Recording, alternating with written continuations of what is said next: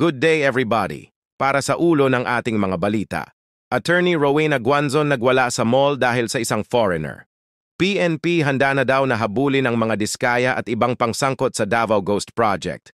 Former Senator Bong Revilla denied to death sa pagkakasangkot sa flood control scandal.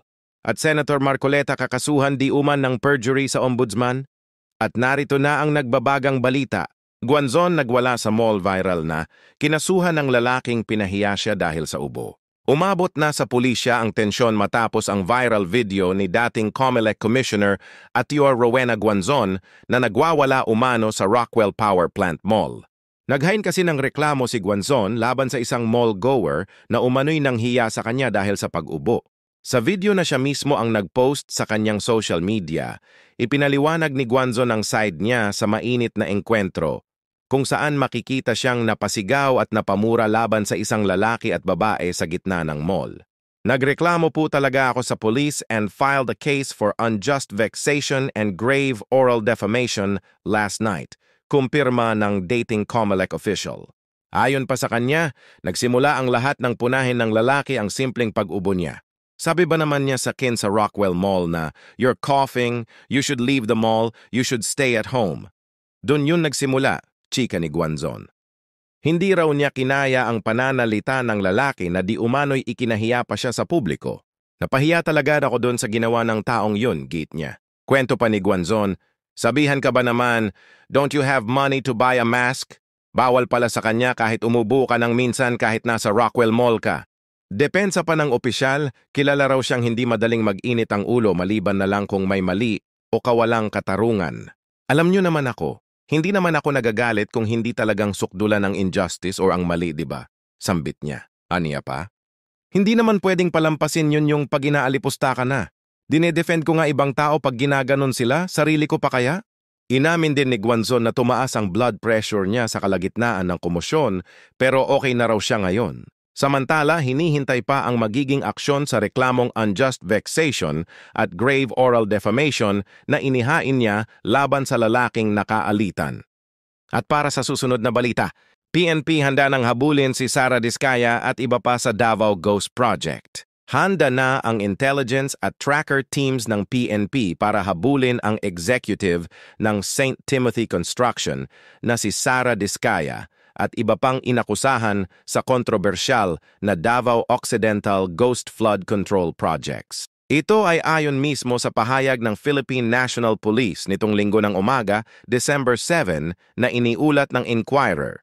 Magugunita noong Biyernes, December 5, iniutos ni Pangulo Bongbong Marcos sa PNP at Department of the Interior and Local Government, DILG, na ihanda ang arrest warrants laban kina Diskaya, St. Timothy President, Maria Roma Angeline Romando at 7 opisyal ng Department of Public Works and Highways, DPWH. We have mobilized a sufficient number of personnel to locate everyone named in the charge sheet. We are currently gathering essential information on areas where they may seek refuge to ensure a smooth and swift serving of the arrest warrants, say ni PNP Acting Chief PLT Gencher, Jose Melencio Nartates. All our preparations are intended to make them realize that surrender is their only option, dagdag niya. Nakikipag-coordinate din ang PNP sa National Bureau of Investigation, Bureau of Immigration, Philippine Coast Guard, airport authorities, local government units, at watch groups para matunton ang mga akusado. Hinimok ni Nartates ang publiko na makipagtulungan kung may impormasyon. Transparency and community involvement are vital to ensuring accountability and protecting public resources. Kasunod ng pahayag ng Pangulo, iniutos ng Office of the Ombudsman ang paghahain ng kaso laban kina Diskaya, Romando, at sa mga DPWH officials na sina DPWH District Engineer Rodrigo Laretti, OIC Assistant District Engineer Michael Awa, OIC Construction Section Chief Joel Lumogdang, Project Engineer Harold John Villaver, Quality Assurance Section Chief Jafel Faunalan, Planning and Design Section Chief Josephine Valdez, Maintenance Section Chief Ranulfo Flores, at Acting Finance Section Chief Czar Ryan Ubungan. Ayon kay Assistant Ombudsman Miko Clavano, may probable cause to file criminal charges in connection with an alleged fee 96.5 million Ghost Infrastructure Project in Davao Occidental. Ang proyekto ay para sa konstruksyon ng concrete revetment o retaining wall sa Jose Abad Santos, Davao Occidental na naatasan sa St. Timothy Construction Corp. Noong January 22, 2022. Pero ayon sa Ombudsman, ang proyekto ay idineklarang tapos noong October 2 ng parehong taon. Ngunit hindi ito na ipatupad o nakita base sa inspeksyon ng gobyerno at testimonya ng mga saksi. At ito na, Bong Revilla nanindigan walang kinalaman sa anomalya sa flood control projects. Nanindigan ang dating senador na si Bong Revilla na walang katotohanan ang mga ibinabatong paratang laban sa kanya tungkol sa maanomalyang flood control projects. Nitong Sabado, December 6, sa inilabas niyang pahayag ay sinabi niyang handa niya itong harapin dahil isa lang siyang easy target na ginagamit para pagtakpan ang katotohanan. Ang naratibo na pilit nilang ikinakasa laban sa akin ay hindi lamang kasinungalingan, ito'y sadyang di kapanipaniwala, saad ni Revilla. Pagpapatuloy pa niya, I am an easy target being used to muddle the truth but the truth will always come out. Giit pa ni Revilla na sasangkot lamang siya para ilihis ang katotohanan. Ginagamit ang aking pangalan para malihis sa katotohanan, ngunit ang katotohanan kailanman ay hindi matatakpan, sabi pa ng dating senador. Matatanda ang isa si Revilla, kasama ang siyang individual na inirekomenda ng Independent Commission for Infrastructure, ICI, sa Office of the Ombudsman, nakasuhan ng direct o indirect bribery, corruption of public officials, plunder, at iba pang mga administrative sanction. Tiniyak naman ng dating senador na hindi niya ito uurungan at handa siyang harapin ang pagsubok dahil alam niya ang katotohanan. Say ni Revilla, I have lived my life facing all challenges thrown my way. Hindi ako tumakbo, hindi ako nagtago, hindi ako umurong noon, hindi ako uurong ngayon. At dahil ang katotohanan ay nasa aking panig, haharapin ko ito ng buong tapang at paninindigan. Kasama kayo na nanalig akong sa huli ang mga tunay na may sala ang mananagot para sa hustisya at para sa bayan.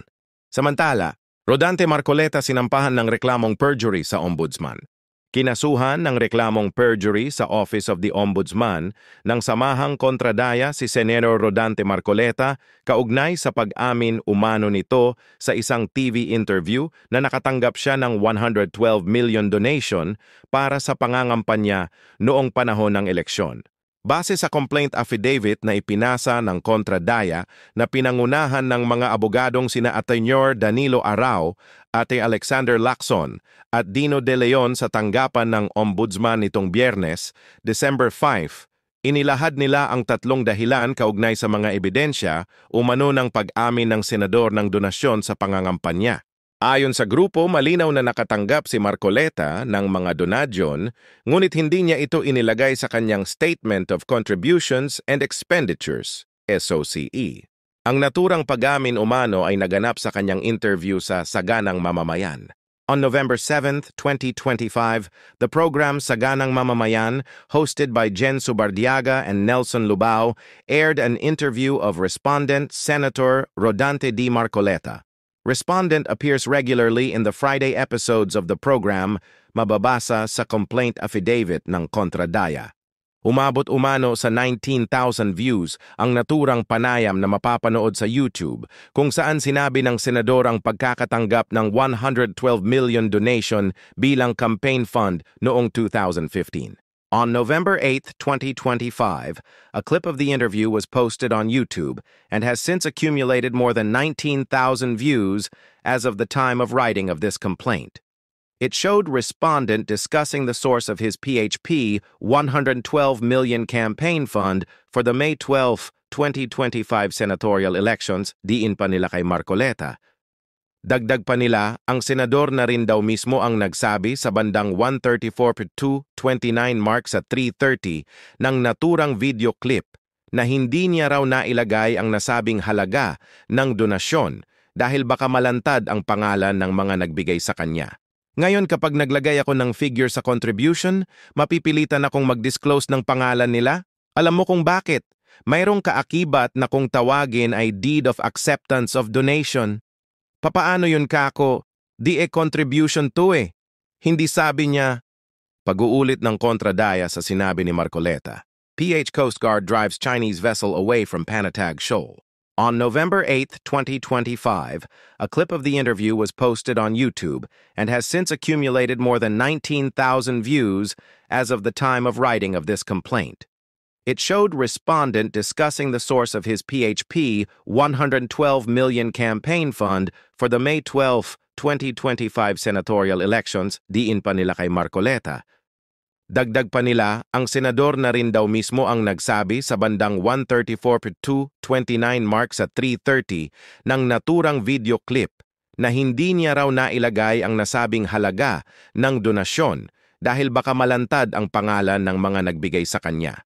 Ngayon kapag naglagay ako ng figure sa contribution, mapipilitan akong mag-disclose ng pangalan nila? Alam mo kung bakit? Mayroong kaakibat na kung tawagin ay deed of acceptance of donation. Papaano yun kako? Di contribution to eh. Hindi sabi niya. Pag-uulit ng kontradaya sa sinabi ni Marcoleta. Maliban sa reklamong perjury, nagpasa din ng complaint affidavit kaugnay sa Omnibus Election Code sa Commission on Elections, COMELEC, ang kontradaya laban rin sa senador noong Biyernes, December 5. Respondent expressly admitted that he received contributions to run as senator during the midterm elections, but willfully chose not to declare the names of his donors, claiming that the donors requested anonymity based sa naturang counter-affidavit. Wala pa namang inilalabas na pahayag si Marcoleta kaugnay rito. At iyan ang nagbabagang balita hatid sa inyo ng Milyonaryo Channel, tumutok lang para sa iba pang balita. At maraming salamat sa inyong pagsubaybay.